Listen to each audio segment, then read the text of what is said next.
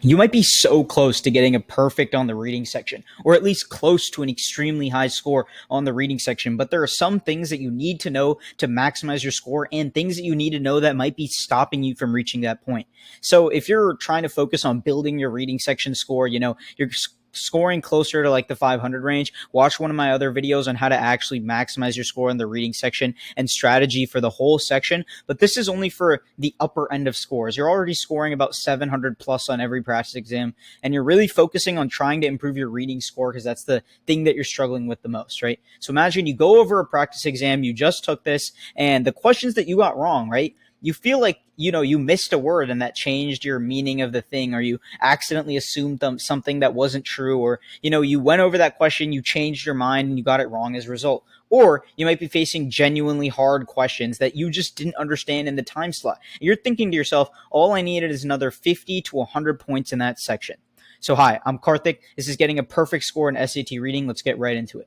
All right, so at the beginning, I described this idea of careless mistakes, right? That you like change your answer, or you didn't see a word, you didn't fully read it. It was just something that seemed obvious, right?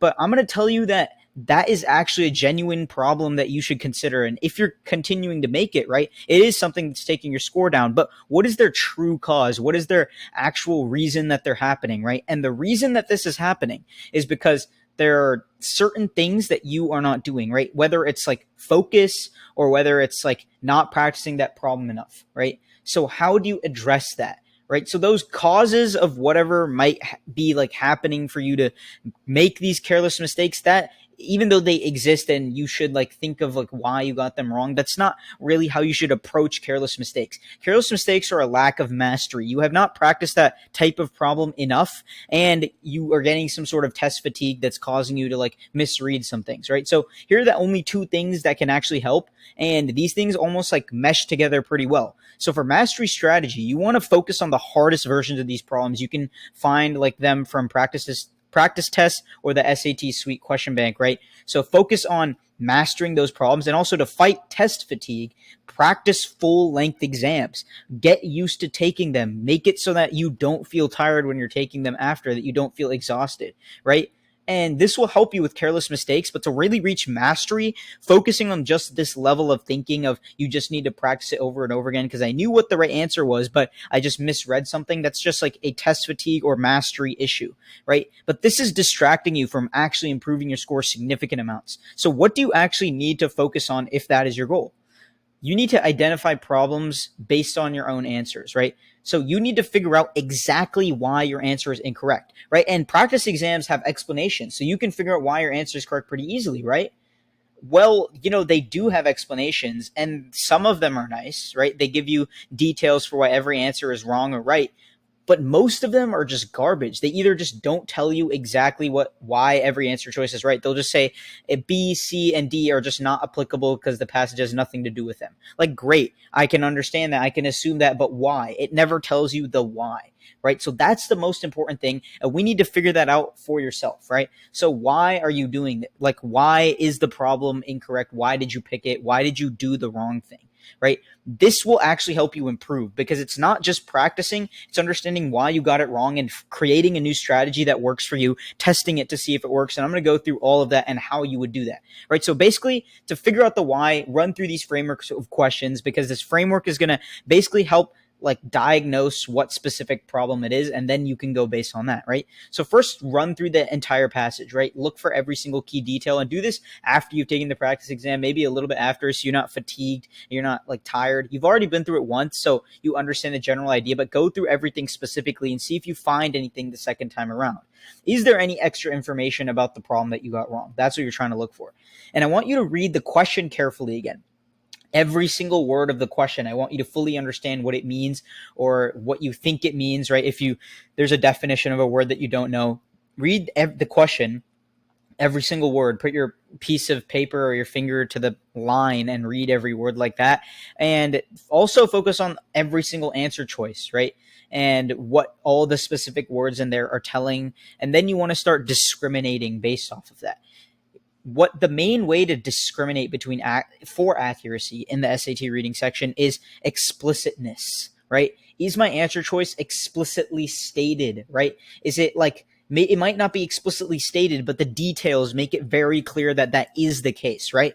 I was reading this passage with a student a couple minutes ago, right? And I was looking at what would this person agree with, right? We were looking at this passage, and the choice, right, that was picked was something that could have been agreed with. Like, the author of the passage would probably agree with that statement very strongly. But the only problem is that statement was never said. It was in, like, we inferred that that was the case. It wasn't the said. So that's why it was wrong. It was wrong because you couldn't really assume that that was the case. You couldn't assume that that was something explicitly would be stated by the person, but it was something that they would probably agree with, actually most likely agree with, right? So understand that fallacy, and you need to understand that it needs to be so explicit that it needs to be stated in a detail or explicitly mentioned. Those are discriminating factors. And you need to look for any other discriminating factors. Maybe information that exists in the passage, right? Maybe it's explicit information that exists in the passage that actually removes an answer choice because of something that was mentioned. It might even be one word that's the key discriminant, right? And any false factors in the answer choices, which is the same thing of explicit discriminating information, but in your answer choice and not in the passage. Now, use the although framework, right? You can understand that there might be true parts of a question, right? So this is true, right? Although this part might not be true. Use that framework for every single answer choice. And if you can't come up with them for one of the questions, you know that might be your stronger answer. The although framework is very useful for discriminating the correct and incorrect parts of answer choices. So what do you do now that you have your why or your reason of trying to figure out your discriminating resource, or why you got the problem why you got it wrong in the first place, right? How do you prevent this from happening? So here's what you're going to do. Physically write down the reason of why you got it wrong and how you can prevent it, right? Like, create a little strategy, and this needs to come from you. Nobody can give you this strategy because it's going to be so personal to you. Figure out why you got it wrong, right? Write this down of, the reason. Maybe it's like, I didn't read this certain word in this passage and that messed me up. Why didn't that happen? I was tired from the other passage. I glossed over it. I forgot about it, right? So how can I prevent about it next time? I'm going to read closely at the passage next time. I'm going to practice reading closely for all the passages that I'm doing. I'm going to focus on the sections of text where my information is. And when I have a question on that information, I'm going to go through it again, right? I'm going to go through every single word explicitly because I know the location of the information, and that's all I'm going to focus on the first read.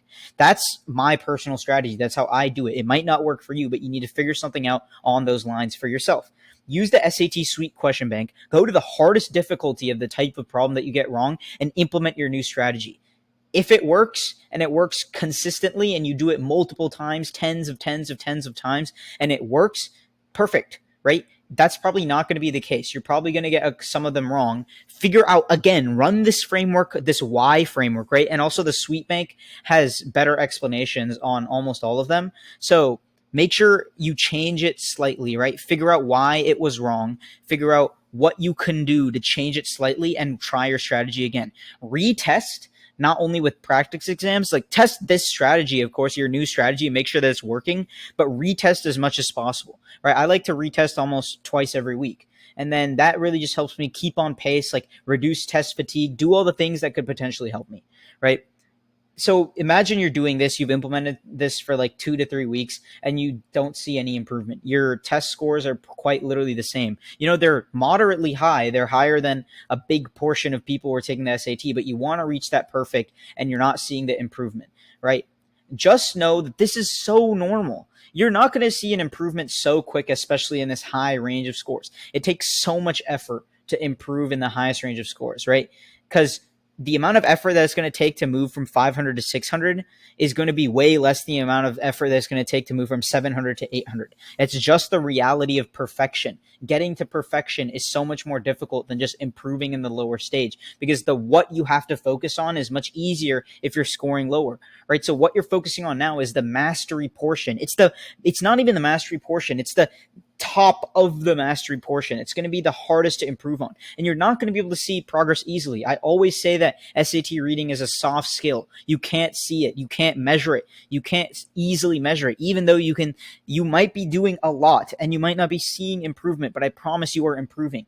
commit to the practice. I want you to like understand this framework right now. Does this framework logically make sense that if you follow this for an unreasonable amount of time, you would eventually see it work, right? So why don't you do that? Why don't you keep working at it with this framework that is going to work? Because I know it's worked because I have used it. I have used it. I know people who have used it. I know people who are using it and have seen improvements after a decent chunk of time. Just know you're not going to see progress easily, but if you keep committing to it, doing this effectively, not just doing it and putting in the time, but also the effort that it takes to make this work, it's understand that this is a like formula that works. It makes logical sense in your head that this will work, right? So use that and understand that you just have to keep doing it again and again. Thank you guys so much, and I hope you learned something.